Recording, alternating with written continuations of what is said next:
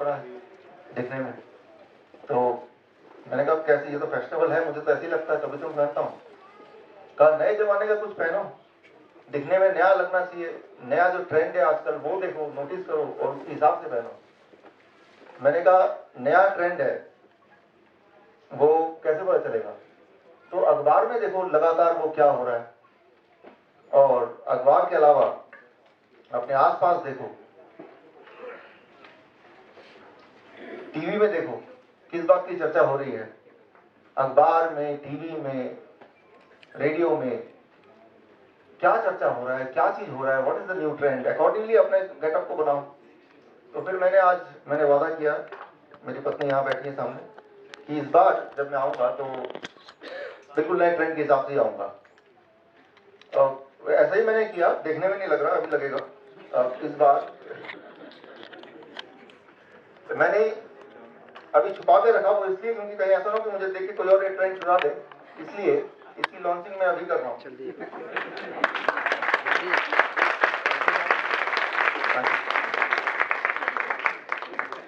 बिल्कुल आज के ट्रेंड के हिसाब से ही मैंने आज का गेटअप बनाया है।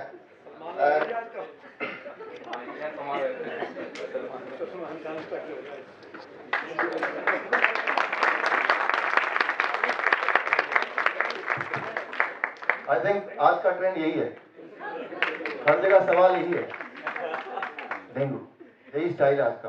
तो शुरू करते हैं। डेंगू से ज्यादा उसका जो डर है, that is what is killing most of the people. पहली बात तो ये कि डेंगू का कोई इलाज नहीं है, और वो क्यों है? अभी आपने देखा जिस तरह से ये छुपा हुआ था अंदर, डेंगू का जो वायरस या फॉर दैट मैटर कोई वायरस, दुनिया में जब भी कोई वायरस बॉडी में जाता है तो उसका इलाज क्यों नहीं है? हर चीज का इलाज है, लेकिन उसकी दवा क्यों नहीं बन सकती? जैसे आपने देखा कि ये अंदर छुपा हुआ था, इसके ऊपर एक कपड़ा था, उसके ऊपर एक और था, फिर टाई था, उसको जब हटाया तो ये नजर आया। सिमिलरली जब भी कोई वायरस, कोई भी वायरस, वो डेंगू हो सकता है, चिकनगुनिया हो सकता है, जीका हो सकता है, बुरा हो सकता है, H1N1 हो सकता है, H2N1 हो सकता है, कुछ भी हो सकता है, जब वो जाता है वो वायरस इतना चालाक होता है, वो ब्लड सर्कुलेशन में ना रह के वो सेल्स के अंदर पहला लेयर, दूसरा लेयर, तीसरे लेयर पे वो हाइड करता है। It hides inside the third layer. कोई भी दवा किसी भी पैथोजन या जर्म्स को तब मार सकती है जब वो जर्म ब्लड सर्कुलेशन में हो, क्योंकि दवा तो ब्लड सर्कुलेशन में घूमती ना कि सेल्स के अंदर जाती है। तो क्योंकि दवा सेल्स के अंदर जाती नहीं है और वायरस सेल्स के तीसरे चौथे लेयर के अंदर ही छुपता है, इसीलिए वायरस का कोई दवा हो नहीं सकता। There can not be a medicine for virus. जब वायरस ब्लड सर्कुलेशन में आएगा तभी दवा कुछ कर सकती है। एक तो ये पहला कारण है, it hides inside the cell. दूसरा कारण, इट चेंजेस शेप। तो लगातार शेप बदलती रहती है, कोई भी वायरस है उसकी कैरेक्टरिस्टिक है, आज वो कोई शेप में, कल वो कोई शेप में।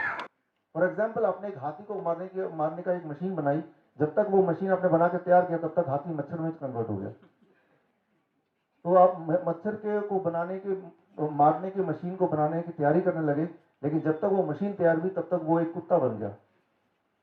Right, what I mean to say, आपका दुश्मन का अगर आपको आइडेंटिटी पता है, उसका शेप साइज पता है, तभी उसका वेपन या उसका टूल या उसका मेडिसिन कुछ बन सकता है। लेकिन जिसका एक स्थिर शेप ना हो, उसका मेडिसिन कैसे बनाएंगे आप? तो इसीलिए वायरस का कोई दवा हो नहीं सकता। तीसरी बात, सबसे इंपॉर्टेंट बात, वायरस आर नॉन लिविंग। आप उसी चीज को मार सकते हो जो जिंदा तो हो, जो चीज जिंदा ही नहीं उसको मारेंगे कैसे? Right, so you cannot kill the virus because virus are non living, first of all.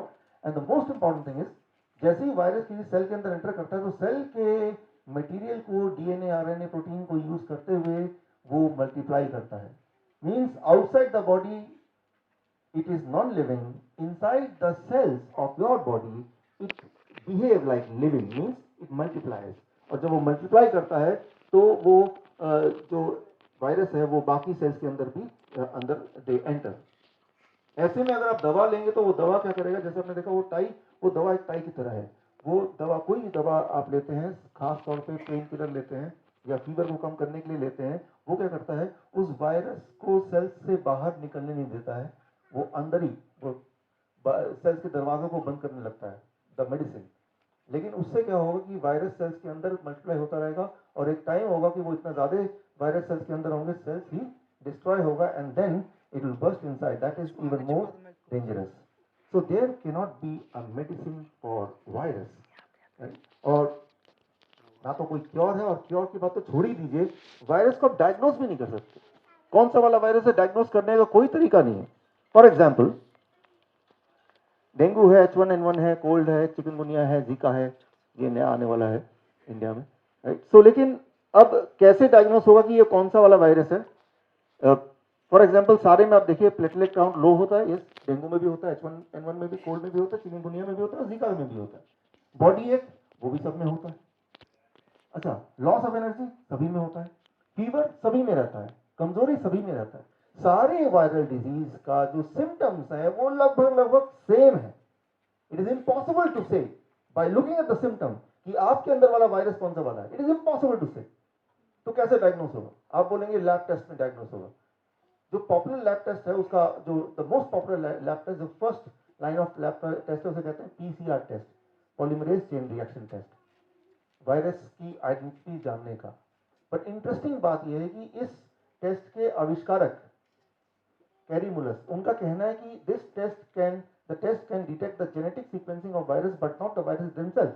ये वायरस की जेनेटिक सीक्वेंसिंग बताता है, ना कि वायरस की आइडेंटिटी बताता है. वायरस के अंदर कौन सा प्रोटीन है वो बताता है, और वो वाला प्रोटीन किसी और वायरस में भी हो सकता है, किसी और तरह के वायरस में भी. तो ये जो टेस्ट अभी यूज करते हैं हॉस्पिटल में, डॉक्टर यूज करते हैं, वो टेस्ट से वायरस नहीं पता चल सकता, राइट. वो टेस्ट से सिर्फ ये पता चल सकता है कि उसका प्रोटीन क्या है. और डेंगू के वायरस का प्रोटीन और H1N1 वायरस का protein they are same. So this means वो कुछ भी हो सकता है. पहली बात, इसको सिंपल भाषा में अगर बोलें, फॉर एग्जांपल मान लीजिए मैंने एक दूरबीन बनाई, वो दूरबीन से आप उसामा बिन लादेन को ढूंढ सकते हैं, ऐसा दूरबीन बनाया. लेकिन उस दूरबीन से जब देखने लगे तो उसामा बिन लादेन कुछ इस तरह दिखने लगे. तो अब क्या दिक्कत आएगी, क्या प्रॉब्लम आ सकती है? जैसे आपने ये पकड़ा तो हो सकता है उसामा बिन लादेन हो, लेकिन ये भी तो हो सकता है कि कोई और इंसान जैसी दाढ़ी ऐसे, वो उसको आपने डिटेक्ट कर लिया. The same is the situation with the test PCR test, जो कि फर्स्ट लाइन ऑफ एक्शन का टेस्ट है. So there is no test at all, कोई भी टेस्ट नहीं है. लेकिन अगर आप अभी भी सहमत नहीं है तो मैं लेटेस्ट रिपोर्ट दिखाता हूं. सीडीसी की साथ, CDC centre of disease control, ये गवर्नमेंट ऑफ यूएस का हाईएस्ट अथॉरिटी है, और इन्होंने ठेका लिया हुआ है पूरे दुनिया में जो दवाइयां होंगी या डायग्नोस्टिक होंगे वो कैसे होंगे, वो ठेका इनको मिला हुआ है, ऐसा मान लीजिए. इनका कहना, इसको जरा अगर हम पढ़ें, इसको ये ध्यान से पढ़िए. As with any diagnostic test, while a negative Zika PCR test, Zika की जगह डेंगू डाल दीजिए, H1N1 डाल दीजिए, it is same. PCR test would suggest that an infection has not occurred. A negative Zika test result does not rule out infection with Zika virus. क्या कोई आप में से इसको हिंदी में ट्रांसलेट कर सकता है? इसको हिंदी में ट्रांसलेट किया, अगर नहीं है नेगेटिव, नेगेटिव आता है, नेगेटिव मतलब कि नहीं, इसका मतलब ये नहीं कि वायरस नहीं है, लेकिन इसका मतलब ये भी नहीं कि वायरस है. तो बोलना क्या चाहते हैं आप? इसको ट्रांसलेट करके देखिए व्हाट इट मींस. कि अगर नेगेटिव रिजल्ट है इसका मतलब ये तो ये है कि शायद नहीं है, लेकिन ऐसा नहीं है कि नहीं है, हो भी सकता है या नहीं भी हो सकता है. तो व्हाट इट मींस. लेकिन अगर आप उसको डिटेल रिपोर्ट चाहते हैं, पूरा जो 7 पेज रिपोर्ट है इसका, that file is here, right. तो ये फाइल आप देख सकते हैं. तो पूरा अगर पढ़ेंगे, मैं आ रहा हूं, आपके दिमाग में सवाल आते रहेंगे, keep on writing it, right. तो जीका की जगह आप डेंगू कर लीजिए यहाँ पे, वो ज्यादा आपको समझ आएगा, लेकिन बात एक ही है. तो ये जो सब्जेक्ट है, इसमें आपकी जितनी अंडरस्टैंडिंग है, डॉक्टर की अंडरस्टैंडिंग उससे ज्यादा नहीं है, उतनी है. ये एक स्पेशल सब्जेक्ट है वायरस के ऊपर, इसे कहते हैं वीरोलॉजिस्ट. और एक डॉक्टर को वीरोलॉजिस्ट यानी कि वायरस के बारे में उतनी अंडरस्टैंडिंग, उतनी नॉलेज जितनी आपकी हो. इसके लिए स्पेशलिस्ट होते हैं वीरोलॉजिस्ट, उनको थोड़ा ज्यादा नॉलेज है, वो इसी पे काम करते हैं सालों साल. पूरे दुनिया में ऐसे थोड़े से वीरोलॉजिस्ट हैं, उनमें से एक का नाम मैं लूंगा, उनका नाम है लियोनार्ड होरोविट्ज. दुनिया के टॉप 10 वायरस स्पेशलिस्ट जिन्होंने ये किताब लिखी है, बड़ी महंगी किताब. और उनसे मैंने एक बार फोन पे बात किया, एक बार स्काइप पे बात किया, उनसे मैंने पूछा, अपने कंफ्यूजन दूर किए. आपको याद है 2009 में H1N1 जब फैला था, तो रिमेंबर, अगर याद नहीं आ रहा तो ये फोटो कुछ याद आ रहा है? ऐसे कुछ जहां भी जाते हैं मास्क लगा के, है ना, और H1N1 हर जगह था. और हालांकि डायग्नोज करने का कोई मेथड नहीं है, और जो मेथड है वो अपने आप में फ्लॉड मेथड है, लेकिन उस वक्त सारे डॉक्टरों की ट्रेनिंग हो गई और डॉक्टरों के पास एक मैजिकल ताकत आ गई, वो फोन पे ही डायग्नोज करने लग गए H1N1। So what I mean to say, बहुत ही स्पेशलाइज बात है वायरस। अभी अभी हमारे ऑफिस में करीब 7-8 लोग डेंगू या चिकनगुनिया ऐसा कुछ हो गया और वो चले गए डायग्नोस्टिक के लिए। जैसा प्रोटोकॉल होता है कि जैसे आप हॉस्पिटल जाएंगे डायग्नोस कराना पड़ेगा, लेकिन डायग्नोस कराने से होगा क्या? और मैंने कहा चलो दिखाओ रिपोर्ट, तो उसमें ब्लड टेस्ट के अलावा MRI भी, अल्ट्रासाउंड भी, सारा कुछ है। मैंने कहा ये अल्ट्रासाउंड किस लिए है? तो डॉक्टर ने बोला क्या पता अल्ट्रासाउंड में दिख जाए आपका वायरस। तो ये एक ऐसा सब्जेक्ट है, इसमें आपकी नॉलेज और वो जो डॉक्टर जिसके ऊपर भरोसा कर रहे हैं वो एक जैसा ही है, अलग नहीं है। Your knowledge is not less than their knowledge, और उनका नॉलेज वो जो बोलेंगे वो सही है। तो 1.5 साल पुरानी बात है जब दोबारा से H1N1 का एक भय फैला।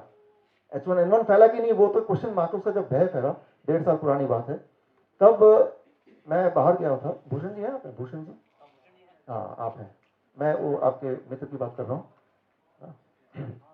हाँ, तो मैं जब बाहर गया हुआ था तो उनको बुखार हुआ, एडमिट हो गया हॉस्पिटल में। कौन सा हॉस्पिटल? अपोलो वो था, एशियन था, एशियन था ना। और उन्होंने बोला कि देखते ही कि इस वक्त कोई भी अगर फीवर में जाएगा डॉक्टर देखते ही बोल देगा आपको डेंगू है। उस वक्त का ट्रेंड था H1N1, उस वक्त का स्टाइल था H1N1, आपको तो H1N1 है, और दवा भी चालू कर दी और 3 दिन के अंदर उनकी डेथ हो गई। 3 दिन के अंदर, जब तक मैं वापस आया तब तक डेथ हो चुकी थी। और खुद गाड़ी चला के गए थे और विदिन 3 days ही डाई। सो मैंने थोड़ा इन्वेस्टिगेट किया और जो टॉप वीरोलॉजिस्ट है उनके सामने एक केस रखा, उसको डिटेल में एक्सप्लेन, उसको मैंने स्टडी किया उनके साथ मिलके।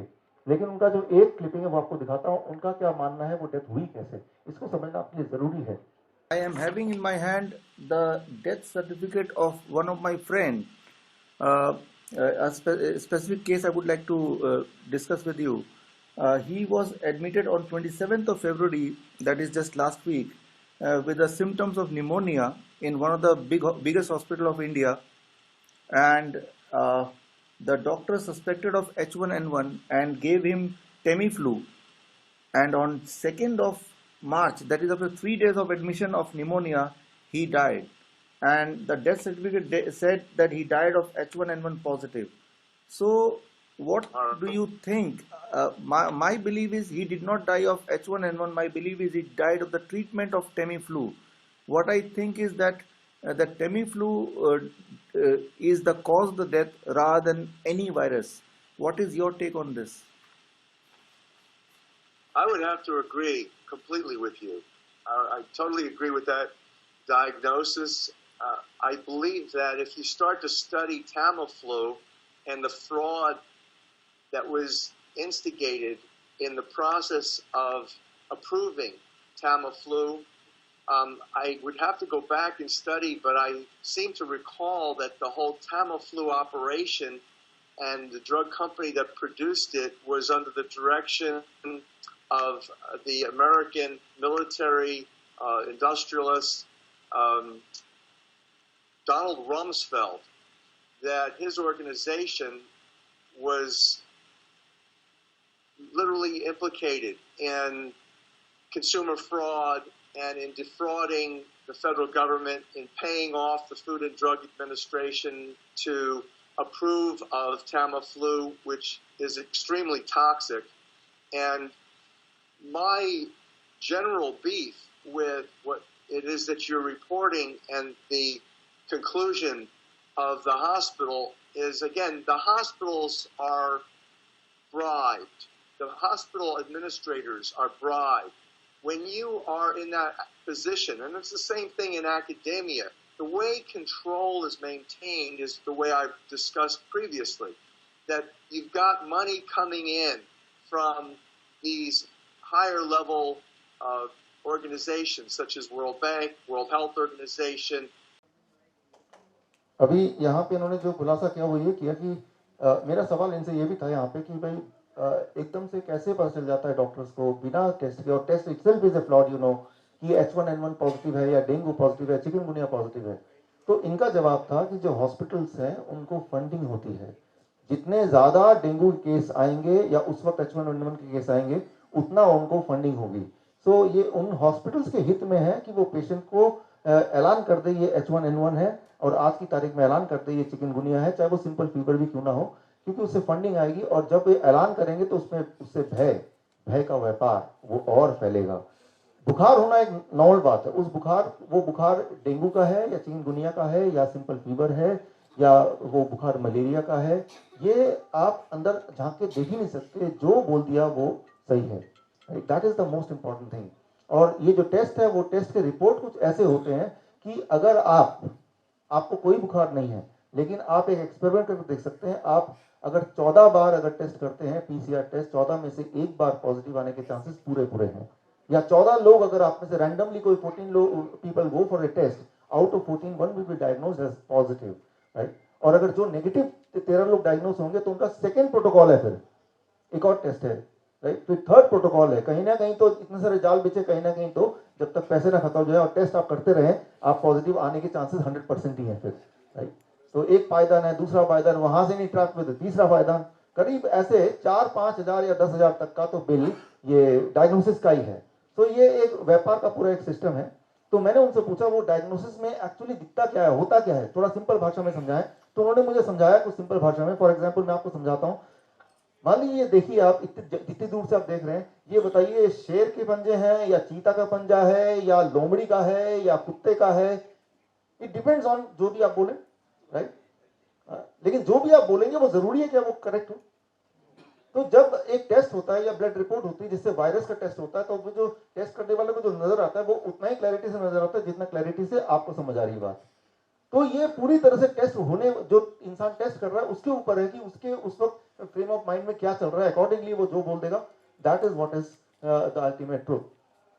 सो ये सारे चीजों को जब जो सारे नॉलेज उन्होंने मुझे दिया, जो सारे कन्वर्सेशन हुआ, मैंने उनको रिक्वेस्ट किया, फाइनली एक किताब उन्होंने मेरे साथ लिखी। किताब का नाम है why the mortality rate drops when the doctor go on strike, right. जब भी दुनिया में देखा गया कि डॉक्टर स्ट्राइक पे जाते हैं तो वहां की जो मृत्यु दर है अक्सर ही घट जाती है, वहां के लोगों की हेल्थ अक्सर ही अच्छी हो जाती है, राइट। सो कहीं भी देख लीजिए, चाहे यूएस में हो। Thank you. तो ये किताब डॉक्टर लियोनार्ड होरोविट्ज दुनिया के टॉप 10 वीरोलॉजिस्ट में टॉप 10, एड्स पे इन्होंने काम किया, इबोला पे इन्होंने काम किया, साइक में जाके काम किया, और फिर इन्होंने एक्सपोज किया अमेरिकन गवर्नमेंट को। और अभी कुछ दिन पहले मेरी बात हुई तो उन्होंने बताया कि भाई सरकार ने फैसला कर लिया कि इनका मकान छीन लिया जाए, ये देशद्रोही है, राइट। तो मेरा मन कर रहा था कि भाई मैं उनको इनवाइट करूं कि ठीक है आप कोई बात नहीं, आप इंडिया में आके रह सकते हैं, राइट। लेकिन यहाँ का भी कुछ भरोसा नहीं है। मित्तल जी को तो पता ही है, हमारे कुछ डायबिटीज एजुकेटर उनको एक तो जेल में भी गए थे, राइट। तो इंडिया हो या अमेरिका हो, अगर हम ऐसी बातें करते हैं जो कि ट्रुथ है, तो एक नियम बना दिया गया है, एक धारा बना दी गई है, राइट, मैजिकल रेमेडी एक्ट, उसके according the person can be in jail. तो हमें क्या करना होगा, what we have to do right now, 3-step diet to fight the virus in 3 days। पहली बात तो यह है कि वायरस का डायग्नोसिस हो नहीं सकता, और दूसरी बात है कि वायरस का डायग्नोसिस अगर हो भी जाए तो डायग्नोसिस करके करना क्या है जब उसका कोई इलाज नहीं है। फॉर एग्जाम्पल मान लीजिए ओबामा आपके पास आके बोलते हैं कि मुझे बचाओ मुझे बचाओ, क्या हुआ भाई, आईएसआई के 5-6 हजार टेररिस्ट ने हम पे अटैक कर दिया। तो आप बोलेंगे पहले ये बताओ 5,000 है या 6,000, एग्जैक्ट फिगर बताओ, क्या फर्क पड़ता है, चाहे 5,000 हो या 6,000 हो, आप कुछ कर ही नहीं सकते, क्या फर्क पड़ता है, राइट। या तो कुछ कर सकते हैं, फिर तो डायग्नोस करने का, एग्जैक्ट नंबर पूछने का कि मैं क्या प्लानिंग बनाऊंगा, 5,000 है तो मैं ऐसा कुछ कर दूंगा, या 6,000 हो तो मैं वैसा कुछ कर दूंगा, राइट। तो जिस चीज का हम कुछ कर ही नहीं सकते, जिस चीज का कोई दवाई नहीं है, डायग्नोसिस की जरूरत कहां से। So there is no need to diagnose because you cannot do anything about it, right? तो आप कुछ कर ही नहीं सकते, तो डायग्नोस करने का मतलब नहीं है। वो क्या है कि वो चक्कर काटे हैं, कुछ पैसे हैं जो वो भय के व्यापार में जाएगा। उससे क्या होता है कि वो पेशेंट का टाइम पास होता है, टाइम पास होने के साथ साथ मनी पास होता है, उसके साथ टाइम के साथ साथ तो फीवर ठीक होना ही है, right? तो लगता है चलो सब कुछ किया और ठीक हो गया। तो अब आता है 3-step diet to fight the virus in 3 days। जब मैंने उनसे बात की होरोविट्ज से, तो उन्होंने एक इंटरेस्टिंग बात बताई मुझे। इमर्जिंग वायरस, ये किताब कभी पढ़िएगा, लेकिन ये बड़ा ही कॉम्प्लिकेटेड किताब है। उन्होंने इंटरेस्टिंग बात बताई कि इबोला, आपको याद होगा इबोला अफ्रीका में जब फैला था, तो वहां पे जो ट्रुप गया था, डॉक्टर्स गए थे वहां के लोगों को बचाने के लिए यूएस से। वो डॉक्टर्स को जब इबोला हुआ तो वो बच गए, वो नहीं मरे। तो उन्होंने बोला कि वो, मैंने पूछा कैसे नहीं मरे, तो उन्होंने एक स्पेसिफिक डाइट बताई मुझे, जो मैं आज आपको बताने जा रहा हूँ कि ये that diet was confined and limited to only those doctors. तो वो डॉक्टर चाहे तो वो डाइट उनको भी दे सकते थे, लेकिन उन्होंने अपने आप को बचाने के लिए तो वो डाइट लिया, और लोगों को बचाने के लिए, दुनिया को दिखाने के लिए वैक्सीन या समथिंग एल्स, जो भी चीजें हो सकती हैं, वो स्टैंडर्ड चीजें वो की। बट जब अपनी बारी आई, then they were on a very specific diet which I am going to share with you right now, right? और once you are on this diet, वो वायरस कोई भी वाला वायरस हो, चाहे वो चिकनगुनिया हो, डेंगू हो, H1N1 हो, it will just take 3 days, only 72 hours. तो आज मेरा जो मकसद है, ना केवल ये नॉलेज आप तक पहुंचाने का, ये आपके माध्यम से आपके आसपास के लोगों तक पहुंचाने का। और उसके लिए, ताकि ये नॉलेज ठीक से पहुंचे, एट द एंड मैंने एक कार्ड बनाया है, उसमें जो जो इंपॉर्टेंट बातें हैं वो मैंने उसमें कलरफुली डाल दिया है। तो वो कार्ड लेते हुए जाएं, ताकि आप जब किसी को बताएं तो वो करेक्ट हो, उसमें कुछ गड़बड़ ना हो, कंफ्यूजन ना हो, राइट? नहीं तो आप कंफ्यूज हो जाएंगे, कुछ कितना याद रहेगा, कितना याद नहीं रहेगा, that is the question mark. तो वो ठीक से वो आप आगे डिस्ट्रीब्यूट कर सकते हैं, वो मेल कर सकते हैं, व्हाट्सएप कर सकते हैं, so that the people आपके near and dear हैं, they get cured and they are more comfortable than what they are doing. अभी तो confused है, right? वो डाइट को समझने के लिए आपको मेरे 4 सवालों के जवाब देने हैं। पहला सवाल, which is the correct, Vicks की गोली लो, मच्छर दूर भगाओ, या किचकिच दूर करो? पहला है, दूसरा? अच्छा, दूसरा वाला ठीक है। अच्छा, इसलिए ठीक है, किचकिच दूर करो। बचपन से सुनते आए हैं किचकिच या कफ एंड कोल्ड। इसके बारे में सच्चाई ये है कि अगर आप दवा लेंगे तो 1 हफ्ते में ठीक हो जाएंगे, अगर दवा नहीं लेंगे तो 7 दिन में ठीक हो जाएंगे। Right? So what I mean to say here is whether you take medicine or not, दवा लेंगे तो 1 हफ्ते में ही ठीक हो जाएंगे, और दवा नहीं लेंगे तो 7 दिन लगेंगे ठीक होने में। तो ये है कि जब हम बीमार पड़ते हैं तो हमारा दिमाग को हमें एंगेज करना होता है, कहीं ना कहीं लगाना होगा ना।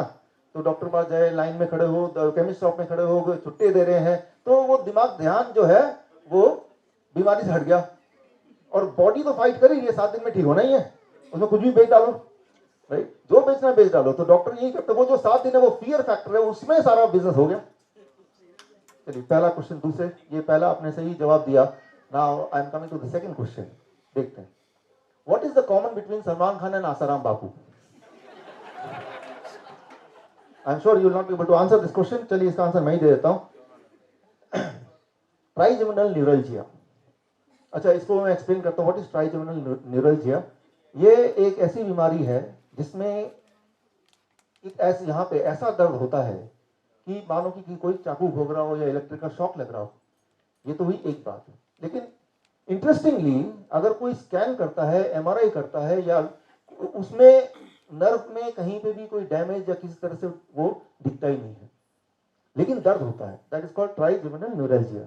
आपको याद होगा बचपन में जब हमें स्कूल में जाना नहीं होता था, घर में ही रहना होता था, तो बहाना मारते थे, पेट में दर्द हो गया, तो इस बहाने से स्कूल से छुट्टी मिल जाती थी। लेकिन पेट में दर्द है कि तो दवा भी खानी पड़ेगी। लेकिन ये एक ऐसी बीमारी है कि कोर्ट से बचने के लिए कोई भी बोल सकता है, राइट? क्योंकि बीमारी का डायग्नोसिस सिर्फ ये है कि वो पेशेंट बोलेगा, उसी को मानना पड़ेगा, there is no other diagnosis. और बीमारी का कोई इलाज भी नहीं है, क्योंकि डायग्नोसिस ही नहीं है। सो सेफली कभी अगर ऐसा हुआ कोर्ट या जेल से बचना है, याद कर लीजिए, ट्राइजेमिनल न्यूरल्जिया, ये याद कर लीजिए, मुझे ट्राइजेमिनल न्यूरल्जिया है, राइट? तो ये प्रावधान है कि किसी ने अगर बोल दिया ट्राइजेमिनल न्यूरल्जिया, तो मानना पड़ेगा, वो पेशेंट है, उसको हॉस्पिटल ले जाना पड़ेगा, ना कि कोर्ट या जेल, राइट? देखिए, एक नॉलेज तो मिल गया आपको कम से कम। चलिए, मेरा तीसरा सवाल। अब दर्द की बात आई तो दर्द से जुड़ा हुआ तीसरा सवाल, व्हाट इट एक्चुअली मीन्स। मर्द को दर्द नहीं होता, इसका मतलब क्या है? मर्द को वाकई में दर्द नहीं होता, पहला। दूसरा, मर्द को दर्द तो होता है, लेकिन वो किसी से बताता नहीं है, ए या बी, विच इज राइट? ए या बी? बी। मतलब दर्द होता है लेकिन बताता नहीं है। चलिए, लेकिन इसका कनेक्शन क्या है आज के वो 3 डेज का डाइट का? वायरस से क्या कनेक्शन है आगे पता चल जाएगा। चलिए उससे पहले coming to the fourth question, viral fever हो तो ठीक होने के लिए कहाँ जाएं? पहला, हॉस्पिटल में जाएं। दूसरा, मंदिर में जाएं। तीसरा, वॉशरूम में जाएं। चलिए इसके जवाब को मैं आगे दूंगा टाइम आने पे। अब शुरू से शुरू करते हैं। वायरस कैसे आता है, क्या करता है और हमें क्या करना है? देखिए इस वक्त हम बातचीत कर रहे हैं, आप मुंह खोल रहे हैं, बंद कर रहे हैं, सांस ले रहे हैं। So in this atmosphere thousands and thousands of suspended particles are there, जो हमारी आंखों से हम देख नहीं सकते, उसको रिकॉग्नाइज नहीं कर सकते। अब देखिए यहाँ पे लाइट पड़ रही है, अगर लाइट पे यहाँ पे बिल्कुल झांकेंगे तो यहाँ पे सस्पेंडेड पार्टिकल दिखाई देंगे। Getting the point, right? So those are the particle जो वैसे नहीं दिखाई दे रहे हैं बट वो है, एग्जिस्ट करते हैं दुनिया में, and there are thousands of different kind of them. Most of them are harmless, वो कुछ भी नहीं करेगी, right? We can not avoid that. वो नाक के अंदर जाएंगे, बाहर आएंगे, बट वो हार्मलेस हैं, they can not do anything. Some of them are useful, वो फायदा करेंगे, right? And some of them are harmful as well, वो हार्मफुल भी हैं। वो इसको लगा दो या हटा दो पीछे, वो हार्मफुल है, सम ऑफ देम आर हार्मफुल। उनमें से कुछ वायरस हो सकता है, वो वायरस कुछ भी हो, उसका नाम कुछ भी दे दें आप। वो वाले वायरस जब जाते हैं बॉडी में, नाक से, मुंह से, कैसे भी करके, या फिर मच्छरों से कैसे भी करके, when they enter the body, वो बॉडी में कुछ करते हैं और हमारे ब्रेन को पता चल जाता है कि हमारे बॉडी में एक दुश्मन आ गया है, अब उसको भगाओ। हमारा brain is tuned to help you, to protect you, your health, and so that you are able to live a healthy long life. तो ब्रेन के पास कुछ वेपन्स हैं, टूल्स हैं, जिस टूल से वो वायरस को इनफेक्टिव करके, उसको वीक करके बॉडी से निकाल सकता है। वो टूल बॉडी के पास है, वो टूल ब्रेन के पास है। तो सबसे इंपॉर्टेंट टूल है that is fever, high fever, temperature. एक इंपॉर्टेंट बात है कि जब टेम्परेचर बढ़ जाता है, ज्यादा टेम्परेचर पे वायरस इनफेक्टिव हो जाता है, वो एक्टिव नहीं रह सकता है, वो मल्टीप्लाई नहीं हो सकता है, और उसके बाद हमारा बॉडी उसको बॉडी से बाहर थ्रो कर सकता है, हमारा ब्रेन। That's the mechanism. लेकिन जब हाई टेम्परेचर होता है तो क्या होता है कि हमें डिस्कम्फर्ट भी लगता है, ऑफकोर्स हमें खाने पीने का मन नहीं करता, काम करने का मन नहीं करता। So it is called disease, disease. Disease का मतलब इलनेस नहीं है, disease, I am not at ease, I am not comfortable, right? So I am disease means I am not easy, it is not easy, it is not comfortable, that's all. लेकिन वो हमें as a human we are not, right, much accustomed to living in dis-ease, हमें comfortable चाहिए। तो एकदम से वो doctor याद आता है कि भाई मुझे बीमार पड़ गया, मैं क्या करूं, तो मेरे पास आ जाओ, मैं कुछ करता हूँ, और वो जैसी दवा देते हैं एकदम से टेम्परेचर डाउन हो जाता है, फोर्सफुली डाउन होता है, तो ब्रेन एज्यूम करता है कि वायरस चला गया होगा, राइट? जबकि वो मेडिसिन कैसे काम करता है, come to it, but the temperature goes down and the brain assume that the virus is gone और द बैक्टीरिया इज गॉन और द जर्म इज गॉन। जो वायरस है वो नॉन लिविंग होते हुए भी वो बड़ा इंटेलिजेंट है, उसको पता चल गया कि ये इंसान को पता चल गया है कि भाई कुछ गड़बड़ है, तभी ये इधर उधर जा रहा है। तो virus remains inactive for some time, 2-3 महीना, राइट? और वायरस बल्कि शुक्रगुजार है उस डॉक्टर का, डॉक्टर ने उस इंसान को बचाया, वायरस को बचा लिया। हाँ? वो तो ब्रेन तो मारने वाला था ना अभी टेम्परेचर, तो वायरस बोलता है थैंक यू डॉक्टर, आपने मुझे बचा लिया। लेकिन एट द सेम टाइम वो अलर्ट होकर शांत बैठ जाता चुपचाप, 1-2 महीना, 3 महीना, 4 महीना, राइट? लेकिन फिर अपनी हरकत में दोबारा आना ही है। That's why he is inside the body. After all कोई भी क्रिएचर इस दुनिया में उसका एक उसका मकसद होता है मल्टीप्लाई करना। ह्यूमन है, एनिमल्स हैं, बर्ड्स हैं, ट्रीज हैं, टू मल्टीप्लाई, राइट? ताकि उसकी आबादी बढ़े, और that is the ultimate aim, goal of anything which is being existing in this world, even the non living viruses. और जब दोबारा मल्टीप्लाई करना है, तो जैसे ही मल्टीप्लाई करने की बारी आएगी, तो इस बार वायरस को पता चल गया कि ब्रेन टेम्परेचर बढ़ा देगा और मैं इनएक्टिव हो जाऊंगा। तो 2-3 महीने में वायरस एक स्किल सीख लेता है कि हाई टेम्परेचर वो मरेगा नहीं, राइट? To understand. अब हाई टेम्परेचर में मरना, राइट, उससे कैसे प्रोटेक्ट करना है, दैट वायरस लर्न्स इट। यानी कि अब ब्रेन के पास ये वाला टूल नहीं है, लेकिन ब्रेन के पास कुछ और वेपन्स हैं। एक वेपन है कफ एंड कोल्ड, राइट? तो बहुत ज्यादा जुकाम, आपने गौर किया होगा, दवा लिया, फीवर ठीक हो गया, लेकिन 1-2 महीने बाद जुकाम आ गया। Those are connected things which you will not able to understand कि दोनों में कनेक्शन है, लेकिन वही वाला वायरस था, लेकिन अब उसने रूट चेंज कर लिया, स्टेट चेंज कर लिया। मैंने बताया था virus can change the state many times, right? तो अब जब कफ हुआ, कोल्ड हुआ, again it is a disease. क्या करेंगे आप? वही डॉक्टर फ्रेंड, राइट? डॉक्टर साहब देखिए बार बार कफ आ रहा है, कोल्ड आ रहा है, डोंट वरी, कोई भी चीज बाहर नहीं आनी चाहिए, सब अंदर रहना चाहिए, ऐसा इंतजाम मैं कर दूंगा, राइट? तो ऑफकोर्स ऐसा इंतजाम किया कि कोई भी चीज बाहर ना आए, वो कफ जो है, जो गंदगी है, वो अंदर ही रहना चाहिए। एंड व्हाट हैपेंस, वो दबा लिया, वो कफ अंदर है, and that is like a swimming pool for the germs, right? Germs ने एक बार और डॉक्टर ने बचा लिया, और साथ में एक स्विमिंग पूल भी दे दिया गिफ्ट में, राइट? सो उस स्विमिंग पूल में वो जर्म्स थोड़ी और फूलेंगे, बट इंटेलिजेंट जर्म्स हैं ब्रेन को धोखा देने के लिए कि दोबारा ये कफ एंड कोल्ड ब्रेन कर देगा, तो पहले मैं ये सीख लूं कि कफ एंड कोल्ड से बचा कैसे जाए। ये बात याद रखिए कि that is called vaccination, that is called immunity. जैसे हमारी इम्यूनिटी है, वो वायरस की भी इम्यूनिटी है। वो virus will learn the skill how to protect from fever and then how to protect from the cough as well. उससे भी मैं पकड़ाना चाहूँ, लेकिन उसको मल्टीप्लाई करना जो उसका मेन ऑब्जेक्टिव था, वो तो है ही। तो जब उसने अपने आप को इक्विप कर लिया, कोल्ड से या कफ से मैं बाहर नहीं जाऊंगा, तैयार कर लिया, और दोबारा से हरकत में आ गया, he started multiplying and damaging the body. अब ब्रेन को पता चल गया कि वो वायरस है या कोई ना कोई वायरस है। लेकिन ब्रेन के पास कुछ वेपन्स और भी हैं, उनमें से एक है लूज मोशन या vomiting, right? It is not a illness, it is disease, discomfort, right? लेकिन जैसे लूज मोशन हुआ, it is not comfortable, it is not fashionable. जरा सोचिए, अभी लूज मोशन हो गया, भाई साहब रुकिए, मैं जरा लूज मोशन जाता हूँ, फिर तब तक फिर शुरू कीजिए, कितना अजीब लगेगा, राइट? तो अच्छा नहीं लगेगा।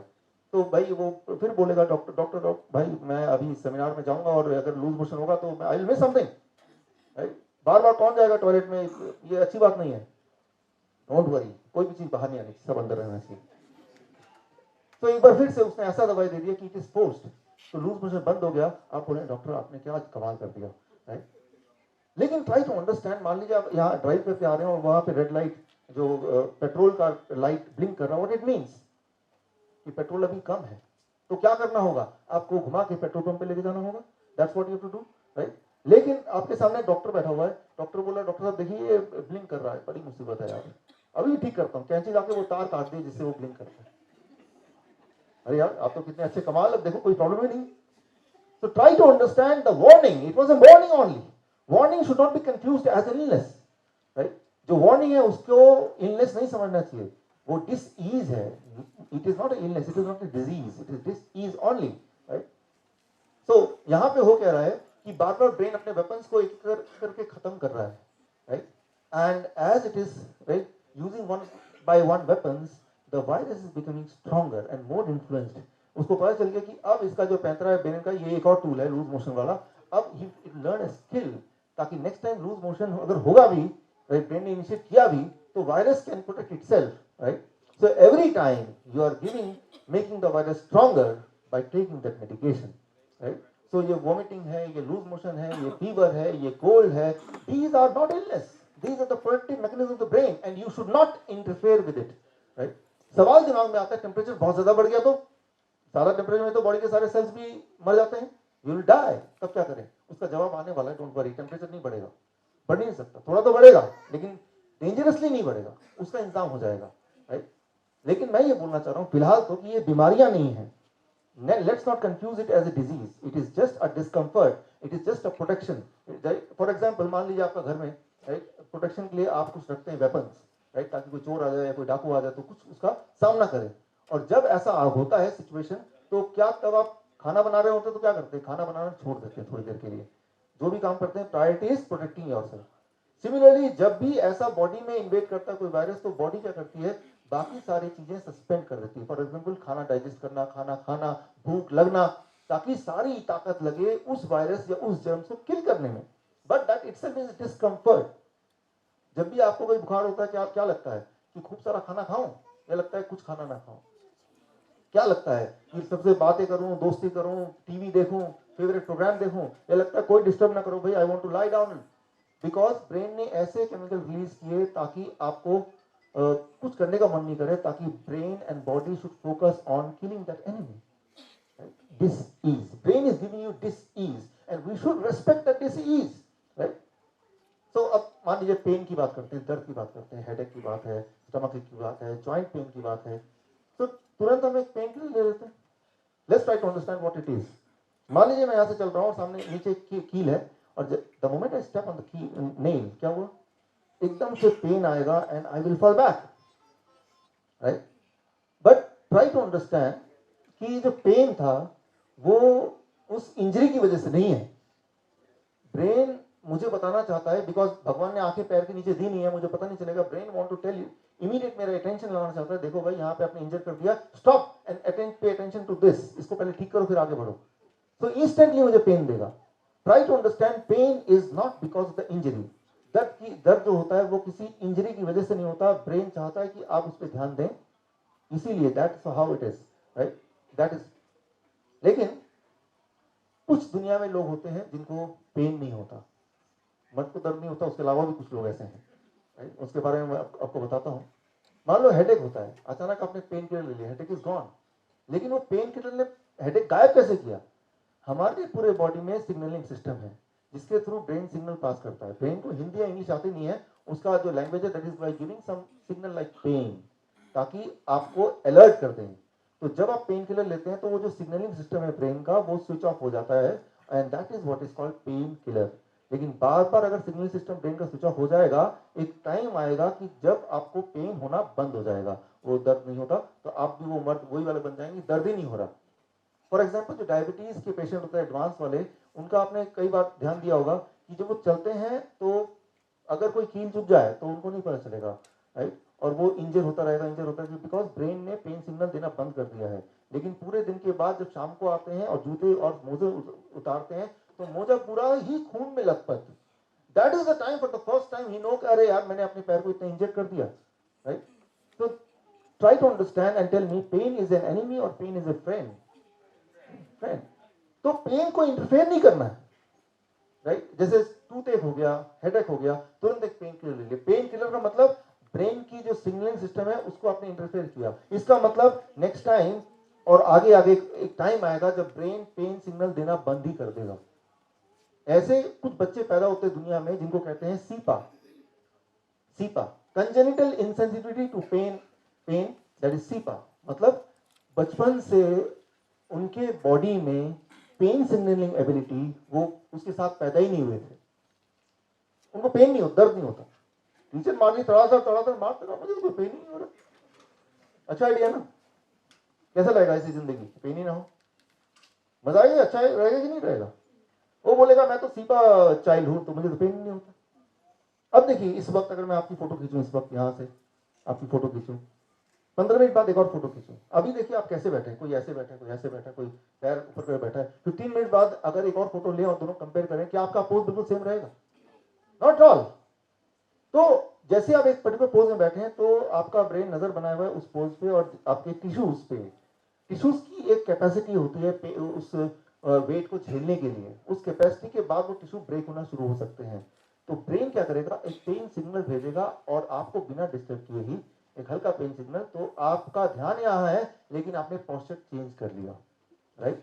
लेकिन जो सीपा चाइल्ड है, सीपा चाइल्ड, मान लीजिए मैं ऐसे खड़ा हूं तो मेरा 70 kg का वेट है, मैंने अपना सारा वेट इस लेफ्ट पैर में ज्यादा डाला हुआ है, बट मेरे left leg is design to hold that weight for some time.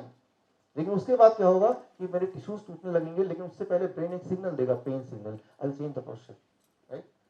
तो सीपा वाला बच्चा क्या करेगा, फॉर एग्जाम्पल मान लीजिए यहाँ पे ये बहुत गर्म है एंड अननोइंगली मैं अपना हाथ ऐसे रखता हूँ, I pull it back, right, because ये हीट है, ब्रेन ने बिल्कुल पेन सिग्नल दिया मेरे फिंगर्स पे और जलने से पहले मैंने इसको कर लिया। लेकिन जो सीपा चाइल्ड है उसका हाथ यहीं रहेगा, पेन सिग्नल ब्रेन भेज नहीं पा रहा है, और क्या होगा कि कुछ समय बाद जब वो देखेगा अरे मेरा हाथ का वो तो जल ही गया, लेकिन फिर भी उसको पेन नहीं हो रहा, right.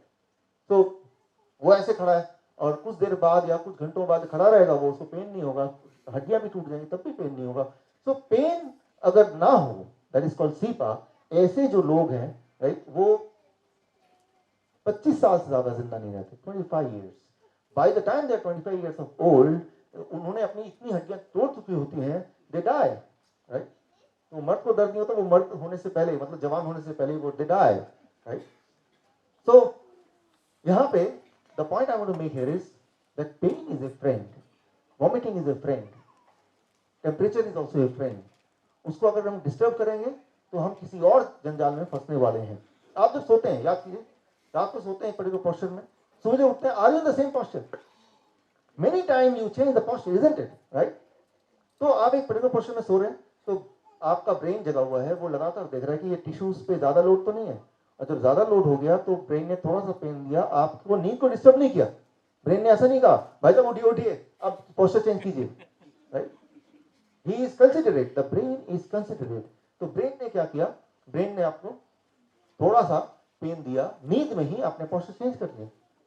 Now imagine the cepa child, वो क्या करेगा? Cepa child what they will do, they will be sleeping the same. तो सुबह जब उठेगा तो एक आध हड्डियां उसकी टूटी मिलेंगी। So try to understand the importance of pain. Never try to interfere with the pain. And pain is never because of the injury. It is because the brain wants that you attend to that particular problem, right? So मैं आपको example दे के बताता हूँ इसको। 1944 या 49 में 1944, right? सो Italy में जो वर्ल्ड वॉर में अमेरिकन सोल्जर को घेर लिया जर्मनी में, और करीब 40,000 सोल्जर्स इंजर्ड हो गए, 7,000 मारे गए। उस वक्त वहां पे डॉक्टर थे, डॉक्टर हैरी बीचर। उन्होंने सोल्जर से पूछा कि आप जब जो जख्मी हो गए, पैर कट गए, उड़ गए बॉम्ब से, हाथ उड़ गए, बुलेट लग गया, उन सबसे पूछा क्या आपको दर्द है, क्या दर्द के लिए कुछ चाहिए? 70% का जवाब था दर्द नहीं है। तो ट्राई टू अंडरस्टैंड, पेन जो होता है ना वो दर्द किसी इंजरी से के लिए नहीं होता। और उस वक्त जब भी कोई सोल्जर्स अगर जब लड़ाई के मैदान में होते हैं, तब बुलेट लग जाए, पैर भी उखड़ जाए, उसको दर्द नहीं होता उस वक्त, बिकॉज ब्रेन जानता है अगर मैं पेन दूंगा तो इसका ध्यान वो दुश्मन से हटके सीधा पेन पे जाएगा and he will be killed, right? So brain chose कि भाई थोड़ी देर बाद जब ये सेफ जोन पे आ जाएगा तब मैं पेन दूंगा, ताकि वो वाला पैर जो इंजर्ड है वो और हिलाए डुलाए ना। एक इजरायली वॉर में एक इजरायली सोल्जर, एक महिला, उनका पैर पड़ा माइन पे और ब्लास्ट कर दिया, पूरा पैर उखड़ गया, जोर जोर से चिल्लाने लगी। फिर डॉक्टर की टीम आई, क्या आपको दर्द है, कुछ चाहिए? कहा नहीं नहीं, तुम चिल्ला क्यों रहे हैं, अब मुझसे शादी कौन करेगा? So try to understand the pain is not because of the injury. Brain chose कि भाई जब लड़ाई के मैदान में है तो ध्यान लड़ाई पे होना चाहिए, जब सेफ जोन में है तब पेन आता है। मैं आपको एग्जांपल देता हूँ, हिरन कभी देखा आपने? अब ये वीडियो देखिए कि हिरन का झुंड है, गोली लगी, और गोली लगने के बाद सारे हिरन भाग रहे हैं। आप देख के पहचान नहीं पाएंगे उनमें से कौन सी हिरन को गोली लगी है। देखिए जरा इस वीडियो को।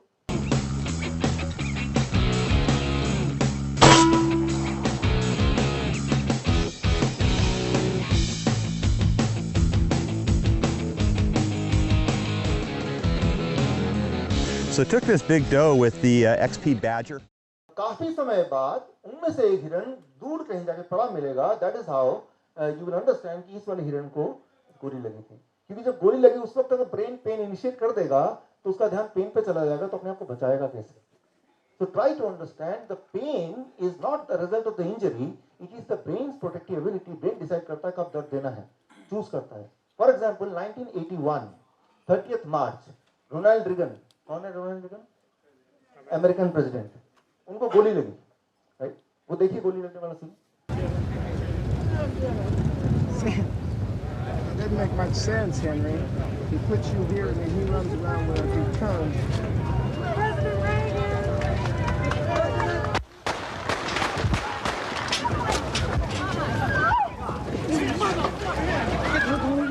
So, उनको गोली लगी और तब किसी को नहीं पता चला उनको गोली लगी, उनको सेफली गाड़ी में बिठा के ले गए। काफी समय बाद देखा कुछ खून निकल रहा है, उन्होंने खुद अच्छा मुझे गोली लगी है, फिर उनको इलाज किया गया, और जब एक साल हो गया ठीक, अगले साल उन्होंने एक साल जब पूरे हुए इस गोली लगने को, इंटरव्यू में बोला कि जब गोली लगी, पहली बार मुझे गोली लगी, फिल्मों में तो मुझे कई बार गोली लगती, वो पहले एक्टर थे, लेकिन अब मुझे पता चला गोली लगने के बाद दर्द हो कोई जरूरी नहीं है। फिल्मों में जब गोली लगती थी तो हर बार दर्द होता था, लेकिन अब जब असली में गोली लगी तो दर्द नहीं हुआ। काफी समय बाद मुझे पता चला कि मुझे गोली लगी है। So try to understand the pain is not because of the injury. It is the protective mechanism when the brain decides that I have to give pain. For example, आप अपना एग्जाम्पल लीजिए, आज जब घर से निकल रहे थे, संडे का दिन है, घर का सब कुछ ठीक करके जाना है और सेमिनार में टाइम पे पहुंचना है और बुक फेयर भी थोड़ा एंजॉय करना है, आप अपना टाइम मैनेज कर रहे थे और जल्दी में सामान रखते हुए और बाकी काम करते हुए आपका जो पैर है वो बेड के कोने में लगता है, लेकिन आप नोटिस नहीं करते। अब इमेजिन कीजिए होता क्या है ऐसे में कि रात को जब दोबारा घर जाते हैं, कपड़े बदलते हैं, तब देखते हैं अरे बाप रे यहाँ पे चोट सी लगी हुई है, याद करते हैं कब हुआ था, अरे सुबह जब मैं चल रहा था और भाग रहा था तब वो टकरा गया था। और जब ये सोच रहे होते हैं उस वक्त आपको पहली बार दर्द का एहसास होता है, isn't it? लेकिन जब एक्चुअली हो रहा था तो ब्रेन उसे देख रहा था, लेकिन ब्रेन को पता है कि अभी मैं दर्द दूंगा, बेचारा पहले से बहुत लेट हो चुका है, तो जाने दो उसको अभी। अब जब शाम को आ गए, सारे काम कर लिए, सोने जा रहे हैं, तो ब्रेन ने बोला अब इसको थोड़ा मैं इसका थोड़ा काम खींचता हूं, इसको थोड़ा डिसिप्लिन करता हूं। तो तब ब्रेन ने पहली बार हमको पेन दिया कि देखो भाई आगे से समझ के रहना, डिसिप्लिन करने के लिए पेन दिया, ध्यान दिलाने के लिए पेन दिया, वो जब आपके पास वो समय है उस पेन को झेलने का, समझने का। So what I mean to say here is, हमारे बॉडी में कुछ प्रोटेक्टिव मैकेनिज्म है, अगर वो मैकेनिज्म फेल हो जाए तो that may be the last day of our life. लेकिन उस मैकेनिज्म को अगर हम बीमारी मान लें, right, then that is the thing which will make us really sick. तो यहाँ पे मैं ये बोल रहा था कि इंजरी के रिस्पॉन्स पे पेन कब कैसे होता है वो ब्रेन डिसाइड करता है, वन थिंग। दूसरी बात ये है, जैसे मैंने बताया ट्राइजेमिनल न्यूरैल्जिया, कि कुछ इंजरी नहीं है but pain is there, right. So दो कॉन्ट्रास्टिंग बात हो गई, एक तरफ तो पेन है तो दर्द है, लेकिन दर्द कब है, it depends on the situation. Injury हो गई, दर्द कब होगा, it depends on the situation. और दूसरी तरफ कि दर्द तो है लेकिन पेन ही, दर्द तो है लेकिन इंजरी है ही नहीं कहीं। तो दर्द का कारण क्या है, दर्द ब्रेन डिसाइड करता है कि कब देना है, इंजरी हो या ना हो। For example common lower back pain अक्सर ही होता है लोगों को, और उसका कारण पूछे तो डॉक्टर से फ्रैक्चर होता है, ट्यूमर होता है, इंफेक्शन होता है, स्लिप डिस्क होता है। लेकिन 85% लोग जिनको लोअर बैक पेन होता है, इनमें से कोई भी डिटेक्ट नहीं होता। और ऐसे बहुत सारे लोग हैं जिनको कोई पेन नहीं है, लेकिन वो अगर स्कैनिंग करेंगे तो उनको स्लिप डिस्क मिलेगा। अब क्या है कि जब कोई लोअर बैक पेन में गया तो डॉक्टर की रिस्पॉन्सिबिलिटी बन जाती है कि इनमें से किसी ना किसी एक में तो डालना ही उस आदमी को, और फिर उसको इलाज चालू कर देना है। और वो जिंदगी भर इलाज चलता है और जिंदगी भर वो ठीक ही नहीं होता कभी। सो पेन मे और may not have a physical connection, right, it may be because of blocked emotion. मान लो बचपन का कोई दुख है, उस दुख को बार बार याद करते हैं तो ब्रेन सोचता है आप उस दुख को संभाल के रखना चाहते हैं, तो वो दुख ब्रेन कहीं डाल देता है। दैट पार्ट में भी पेन है। जब तक उस इमोशन को हम स्विच ऑफ नहीं कर देंगे, ब्लॉक नहीं कर देंगे, तब तक वो पेन आता रहेगा। लेकिन हम ढूंढते हैं जो कारण, वो इन्हीं में से किसी को ढूंढते हैं, उस डॉक्टर को बोलते हैं, डॉक्टर को वो पेन के बारे में उतना ही पता है जितना आपको पता है। उनको पेन क्या होता है, उसका साइंस क्या होता है, उसका आर्ट्स क्या होता है, वो वाला टॉपिक है ही नहीं। उनको बता दिया ये चार होते हैं, तो इन चारों में आपका पेन ढूंढ के ही रहेगा कौन सा रीजन है, राइट, वो ढूंढ के ही रहेगा। आप ऐसा कीजिए, आपको पेन नहीं है, आपको पता है, लेकिन डॉक्टर बोलिए बहुत पेन है, बहुत पेन है। फिर देखिए वो डॉक्टर क्या करता है, चारों में से एक कारण निकालता है कि नहीं, कम से कम एक कारण तो निकाल के देगा, जब तक चैन से नहीं बैठेगा वो, राइट। मैं एग्जांपल दे रहा हूँ, बाईपास सर्जरी आने से पहले जब लोगों को एंजाइना पेन होता था, हार्ट का पेन, राइट, एंजाइना पेन, तो तब एक सर्जरी थी। उस सर्जरी में क्या होता था कि थोड़ा सा कट मारा और अंदर जो आर्टरीज है उसको थोड़ा हिलाया डुलाया, इस उम्मीद से कि अगर कोई चीज ब्लॉकेज होगी तो हिलने डुलने से वो ब्लॉकेज हट उठ जाएगा, तो ठीक ही हो जाएगा। और वो सर्जरी बड़ी पॉपुलर हुई और हमेशा देखा गया उस सर्जरी के बाद लोगों का पेन कम भी हो गया।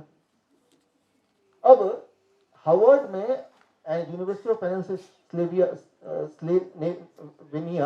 इन दोनों यूनिवर्सिटी में अलग अलग डॉक्टरों की टीम ने अलग अलग ढंग से एक्सपेरिमेंट किया। उन्होंने एफडीए से परमिशन ली, which now they will not give, unethical permission, कि हम दो तरह के मरीज हैं, दोनों का एंजाइना पेन है, एक ग्रुप ऑफ मरीज को वही वाला आर्टरी हिलाने वाला हम सर्जरी करेंगे, दूसरे मरीज को सर्जरी तो नहीं करेंगे, ऊपर से कट लगा देंगे कि आपकी सर्जरी हो चुकी है।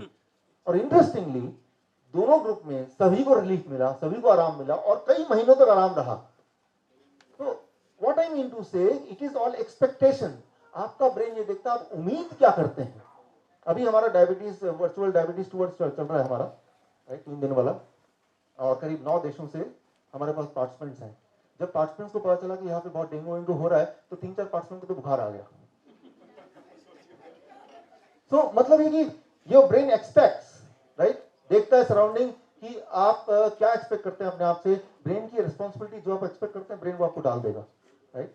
तो जैसे आप देख रहे हैं हर जगह डेंगू लिखा हुआ है, ये डेंगू है, चिकनगुनिया है, वो होर्डिंग में भी, अखबार में भी और टीवी में भी। तो ये एक्सपेक्ट मुझे बुखार होना चाहिए अभी। तो brain is a servant, brain को पालन करना उसका, इसकी रिस्पॉन्सिबिलिटी है, राइट। सो यहाँ पे इंपॉर्टेंट है एक्सपेक्टेशन। एक्सपेक्टेशन कैसे होता है, पास्ट बिलीफ, राइट, आसपास क्या चल रहा है। राइट, उससे एक्सपेक्टेशन बनता है, उससे क्या होता है, इमोशन, फियर, राइट, एंड इससे दैट रिजल्ट्स टू पेन और that results to fever, right. तो फीवर होता है, डर से फीवर होता है, आपको पता ही है, राइट। तो वो जो फियर है, ये जो डर है, सारा व्यापार इस फियर का है। वो जो डर के दौरान कुछ भी आप बेच सकते हैं, किसी को डरा के कि ऐसा नहीं कर देंगे ऐसा हो जाएगा, कुछ भी बेच सकते हैं। तो ये जो मेडिसिन है पूरा का पूरा, अगर वायरल डिजीज की बात करें, ये it is the business of fear, right. हालांकि अभी देखिए फीवर होना कोई बड़ी बात नहीं है, होती ही रहती है, लेकिन अभी फीवर को डेंगू का नाम दे दिया, चिकनगुनिया का नाम दे दिया, तो दैट बिकम्स अ बिजनेस। लेकिन सोचने वाली बात, बिल्कुल लॉजिकल बात यह है कि ये तो ऑलरेडी एस्टैब्लिश्ड है कि वायरस का डायग्नोसिस हो नहीं सकता, और अगर हो भी गया वायरस का कोई ट्रीटमेंट है ही नहीं। क्यों नहीं है, मैंने आपको बताया था। तो फिर हॉस्पिटल जाने का मतलब क्या है, डॉक्टर पास जाने का मतलब क्या है, जब कोई ट्रीटमेंट है ही नहीं, राइट। वो it is passing the time, right, कि चलो समय निकल जाएगा, कहीं तो जाना है ना, ऑफिस तो जाना नहीं है, अब कहाँ जाए, चलो डॉक्टर पास चलते हैं, राइट। तो टाइम पास होना समझ आती है बात, पैसा भी पास हो जाएगा, राइट। और टाइम पास होने के बाद वो एक हफ्ता लगता है, and then you will recover on its own. और अगर आप रिकवर करके सारा क्रेडिट उस डॉक्टर को चला गया, और कहीं अगर कोई पेशेंट अनफॉर्चुनेटली अगर भगवान को प्यारा हो गया, तो उसकी किस्मत खराब थी। तो it is a safe business, doctor का बिजनेस सबसे सेफ है, कि अगर रिजल्ट नहीं मिलता तब भी पैसे पूरे ही मिलते हैं। खैर, हम अब इससे यहां पे कंक्लूजन पे आते हैं। पहला कंक्लूजन अभी तक का, fever, cold, loose motion, vomiting, pain are the defence mechanism of the body and they are not the illness. इसको इलनेस ना बोल के इसको डिफेंस मैकेनिज्म बोले, इसकी रेस्पेक्ट करें, राइट। इसे घबराए ना, ये बॉडी का इक्विपमेंट, अगर ये नहीं होता तो आप नहीं होते जिंदा, राइट। दूसरी बात, नो डायग्नोस्टिक टेस्ट और मेडिसिन फॉर वायरस। कोई डायग्नोस्टिक टेस्ट है ही नहीं, और कोई दवा भी नहीं है। तो कोई मतलब ही नहीं है कि आप अगर कुछ ऐसा हो गया तो डॉक्टर के पास जाएं, हॉस्पिटल के पास जाएं, राइट। कोई मतलब नहीं। वो उनके पास जाना उतना ही ज्यादा रिलायबल रहेगा जितना कि किसी मंदिर में जाना, उतना ही रिलायबल, या किसी चिड़ियाघर में जाना। चिड़ियाघर चले जाएं तब भी जितना पॉसिबिलिटी ठीक होने की, उतनी पॉसिबिलिटी है जब हॉस्पिटल चले जाएं, बल्कि ज्यादा है। क्योंकि अगर हॉस्पिटल जाएंगे तो और इन्फेक्शन है, उनसे भी इन्फेक्शन लगेगा जो आपको था ही नहीं। और चिड़ियाघर जाएंगे, आपका मनोरंजन हो जाएगा, आपका दिल अच्छा फील करेगा, you will get cure quickly. तो अगली बार कोई अगर बोलता मुझे डेंगू हो गया, आप बोलिए चिड़ियाघर जाइए, ठीक हो जाएंगे।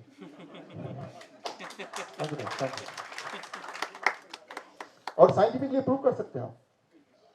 Third, consuming medicine during viral infection can lead to life long sickness. जब किसी को वायरल इन्फेक्शन हो, स्ट्रिक्टली पेन के लिए कोई दवा ना लें, स्ट्रिक्टली फीवर के लिए कोई दवा बिल्कुल ना लें। और अगर ऐसा किया तो वो वाला जो पेशेंट है जो 3 दिन में अदरवाइज ठीक होने वाला था, वो कम से कम 15 दिन, 20 दिन, महीना, 2 महीना तक वो परेशान रहेगा किसी न किसी एलिमेंट की वजह से। तो स्ट्रिक्टली क्या नहीं करना है, दैट इज, अगर कभी वायरल इन्फेक्शन या बुखार आया तो दवा नहीं लेनी है। क्यों? अब देखिए, मान लीजिए कोल्ड हुआ, आपने दवा लेकर उसको रोक दिया, कुछ दिन बाद वो ब्रोंकाइटिस बन जाएगा। फिर आपने दवा लिया, कुछ दिन बाद वही चीज निमोनिया बन जाएगा। फिर आपने दवा लिया, फिर कुछ दिन बाद वही अस्थमा बन जाएगा। फिर आपने दवा लिया, वही रेस्पिरेटरी फेलियर बन जाएगा, and then that will lead to death. Every time you may take the medicine, you make your situation even worse than before. तो दवा तो लेना ही नहीं है, that is one. क्या करना है उस पे आते हैं। तो आते हैं फीवर, क्योर इन 72 आवर्स। क्या करें? पहली बात तो फीवर को क्योर करने की जरूरत नहीं, बिकॉज ये तो प्रोटेक्टिव मैकेनिज्म है बॉडी का, तो उसको क्यों क्योर करें। सवाल यह आ सकता है कि वायरस को कैसे भगाएं, cure in 72 hours. That is the right topic. Topic ये होना चाहिए, वायरस है तो उसको बॉडी से कैसे निकाल बाहर फेंकें। उसके लिए पहले तो ये देखें कि सिम्टम क्या है। ये इंपॉर्टेंट स्केल है। नॉर्मली बॉडी का, ह्यूमन बॉडी का टेम्परेचर है वो 98.6 डिग्री नॉर्मल, राइट। टंग से, मुंह से करेंगे तो 98.6, अगर बगल में दबाएंगे थर्मोमीटर तो 97.7 ऐसे कुछ होगा, तो दैट इज नॉर्मल। 100 से 4 ये स्केल ना आपको मैं दे दूंगा, कार्ड प्रिंटेड है, right, so need not to worry about it. 100 या 100.4 डिग्री फ़ारेनहाइट तक it is called sub fever. Fever हुआ नहीं लेकिन फीवरिश टाइप लग रहा है, राइट। दैट उसका मतलब क्या, इसका मतलब है कि बॉडी में छोटा मोटा वायरस का कुछ चल रहा है, राइट, कुछ आदान-प्रदान चल रहा है। Mild fever that is up to 101.3, यानी वायरस है और ब्रेन को पूरी तरह कंफर्म हो गया, ब्रेन ने अपना शुरू कर दिया है उसके खिलाफ जंग। मॉडरेट फीवर वो है 102.2 तक, मतलब जंग चल रहा है, राइट? और वो जंग में ब्रेन पर, हमारी बॉडी पर वो वायरस भारी पड़ रहा है, तो बॉडी टेम्परेचर बढ़ा रहा है और उसके बाद होता है स्ट्रॉन्ग फीवर जो 104 डिग्री तक होता है। स्ट्रॉन्ग मतलब अब ब्रेन ने तय कर लिया कि अपना आखिरी दवा लगा दें, इसको पूरी तरह से हरा दें, that is strong fever. Severe fever होता है 105.8, राइट?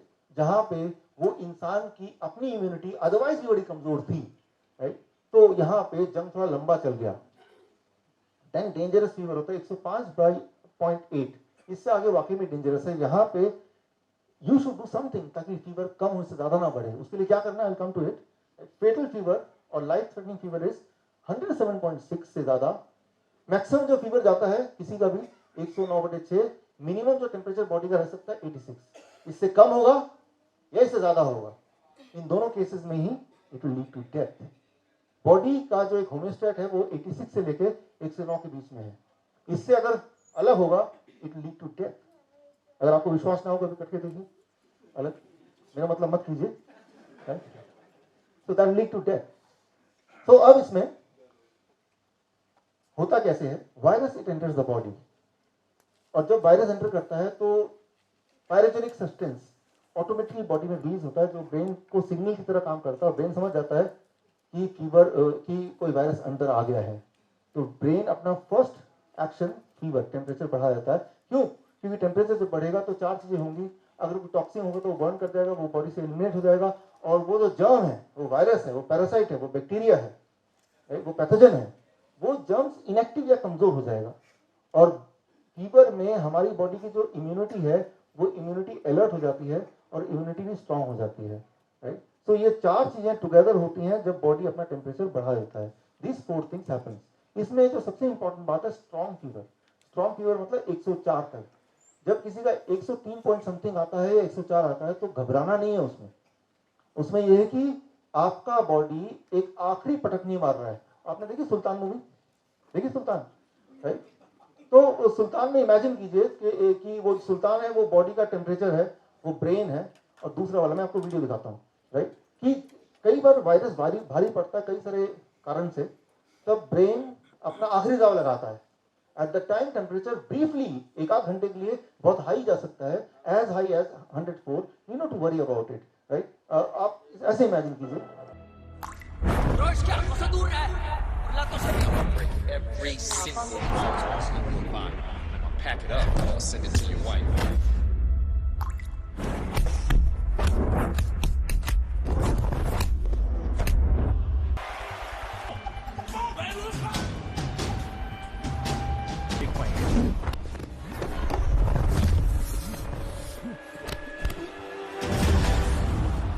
ये सुल्तान का दाव है, वो फाइटर अब दोबारा नहीं उठेगा।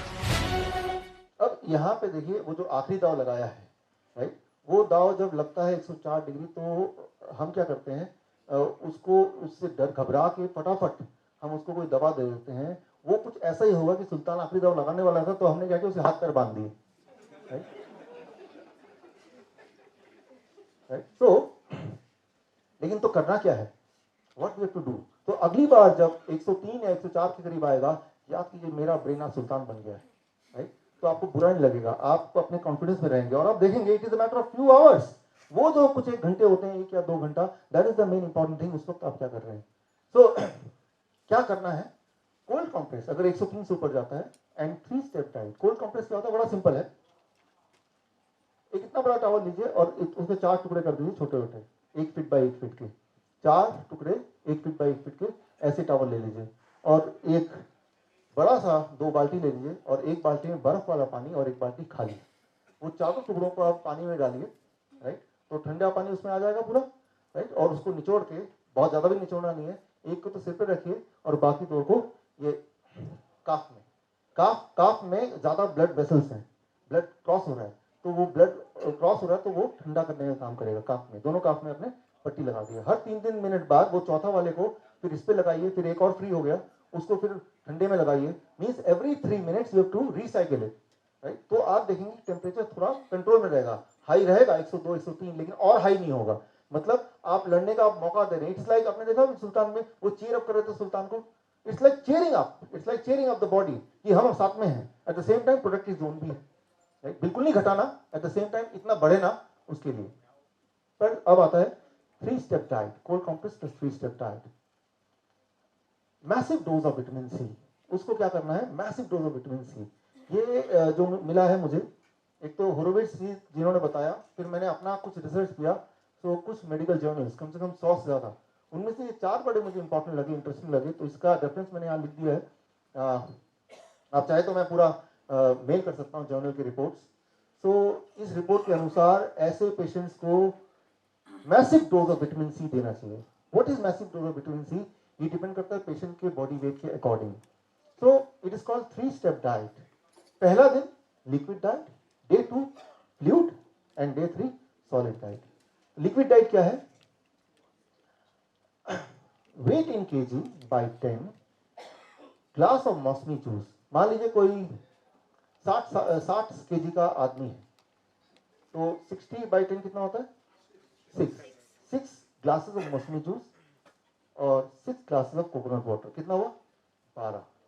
तो यानी कि 12 घंटे में, हर घंटे में 1 ग्लास मौसमी जूस, अगले घंटे में कोकोनट वाटर, मौसमी जूस कोकोनट वाटर, राइट? तो एक तो ये. दूसरा, इसमें कई बार कुछ लोग बोलते हैं कि मुझे कोकोनट वाटर नहीं मिल रहा इसी जगह पे, तो मौसमी जूस. कोई बोल रहा है मौसमी जूस नहीं मिल रहा, तो कोकोनट वाटर भी 12 ग्लास कर सकते हैं, राइट? हर घंटे. ये कोकोनट वाटर बड़ा ही कमाल करता है. आप इसको देखेंगे तो हैरान हो जाएंगे. जब किसी पेशेंट को देंगे जो इस तरह के फीवर से गुजर रहा है, एक ही दिन में फीवर गायब हो जाएगा, राइट? बट नेचुरली, मतलब बॉडी ने फाइट ऑफ कर दिया. It is full of natural mineral water.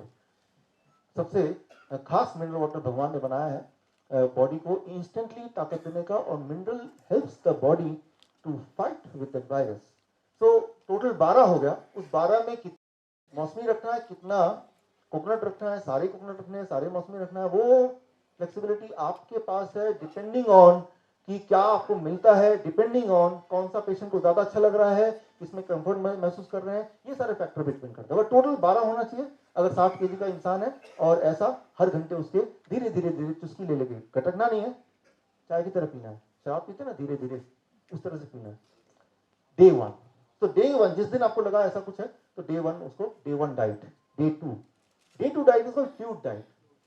इसमें देखिए वो 60 केजी का है, तो बाई 20 कितना हुआ? 3. और बाई 20 कितना हुआ? 3. तो टोटल कितना हो गया? 6 हो गया. तो 6 ग्लास, यानी कि आधा हो गया वो. तो plus weight in KG, that is 60 into 5, कितना हो गया? 300 ग्राम्स ऑफ ये फ्लूइड. टोमेटो एंड कुकुम्बर उसके अंदर देखिए फ्लूइड टाइप होता है, पूरा सॉलिड नहीं है. That is the most important thing, right? तो आपको ये बोलना है कि टोमेटो कुकुम्बर 300 ग्राम पूरे दिन भर में उसके पेट में जाना चाहिए.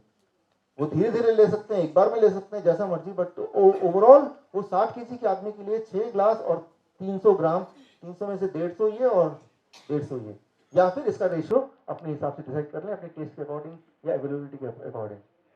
पूरे दिन भर में ये सारा खाना स्प्रेड करना है. यानी कि सुबह उठा, मैंने 6 ग्लास पी लिया, मेरा काम खत्म. पूरे दिन में स्प्रेड करना है, राइट? तब असर ज्यादा आएगा. धीरे धीरे पीना है, तब असर ज्यादा आएगा. Day 2 diet, day 3 diet, solid diet. Breakfast अब वो 30 कर दिया. 60 केजी का आदमी है, तो कितने ग्लास होगा total? 2 + 2 4 glasses. Breakfast is 4 glass of liquid. इसमें 2 ग्लास है मौसमी जूस या ऑरेंज जूस या पाइनएप्पल जूस. मौसमी नहीं मिल रहा तो पाइनएप्पल मिलेगा, पाइनएप्पल नहीं मिल रहा तो ऑरेंज मिलेगा, नहीं मिलेगा तो कोकोनट मिलेगा. टोटल 4 ग्लास तो ब्रेकफास्ट में खत्म करने. 12 बजे से पहले lunch is the fluid lunch, that is वही वाला 300 ग्राम जो अभी डे 2 में था. And dinner normal home cooked food. ये बड़ा इंपॉर्टेंट है, वही रोटी दाल चावल सब्जी. अच्छा, ये क्यों? क्योंकि जब ये खाएंगे तो ब्रेन को एहसास दे रहा है भाई सब कुछ ठीक है, तो घबराओ मत. तो ब्रेन बोलेगा मेरे से कुछ अजीब हो रहा है, बॉडी में कुछ अजीब चीज आ रही है, इसका मतलब इमरजेंसी जोन है. तो ये ब्रेन को, उस पेशेंट को एहसास दिलाएगा, उसके ब्रेन को बोलेगा एवरीथिंग इज ओके. और उस वक्त तक, ये तीसरे दिन की बात है, the patient will be actually okay, right? और तब पेशेंट का मन करेगा, खुद ही बोलेगा कि मुझे रोटी खाना है, मुझे चावल खाना है, मुझे दाल खाना है, मुझे सब्जी खाना है, मुझे राजमा खाना है, छोले भटूरे मतलब खाना है, या पकौड़े खाने हैं. तो समझ लीजिए पेशेंट ठीक हो चुका है आप. तो वो दे देना उसको, राइट? तो if you do this, it takes just 3 days, maximum 3 days. It takes just 72 hours, right? So अब आपके पास ये है कि अब देखिए कहीं कुछ मिल जाए, कोई बुखार वाला आदमी, तो बस वो तो गया एक्सपेरिमेंट करने को आपके पास गिनी पिग मिल गया है? और कई सारे लोग जिन्होंने बताया क्योंकि घर में कोई ना कोई अभी बुखार है, तो आप तो बस पहुंचे घर और शुरू कर दें, बल्कि फोन पे भी आप शुरू कर सकते हैं ताकि तैयारी हो जाए। तो अब यहाँ पे the most important thing is don't ever go to the hospital, right? That is the first thing. कई बार लोग पूछते हैं अगर कुछ हो गया तो, अगर कुछ हो गया, अगर पेशेंट मर गया तो? मर नहीं सकते डेंगू के वायरस से। डेंगू का वायरस आता कैसे बॉडी में, बताइए कैसे आता है, बॉडी तक कैसे पहुंचता है? मच्छर से आता है। तो डेंगू के वायरस से जब वो मच्छर नहीं मर सकता तो आप कैसे मरेंगे?